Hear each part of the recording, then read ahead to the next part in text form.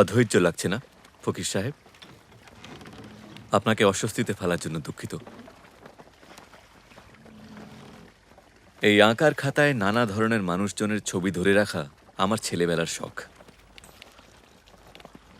Portrait drawing.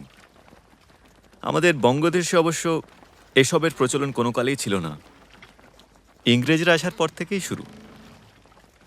আপনার মতো সাধকের গান নিয়ে আমাদের পরিবারের চর্চা শুরু হয়েছে।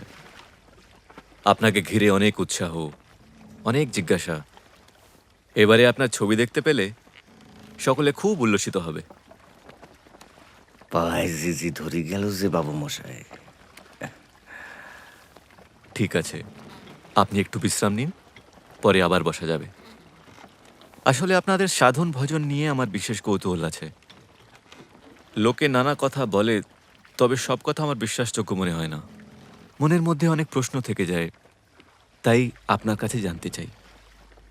আপন ভজন কথা না কহিবে যথা তথা, আপনাতে আপনি হইবে সাবধান। বিকাশ পেমেন্টে 10,000 টাকার বেশি অফার।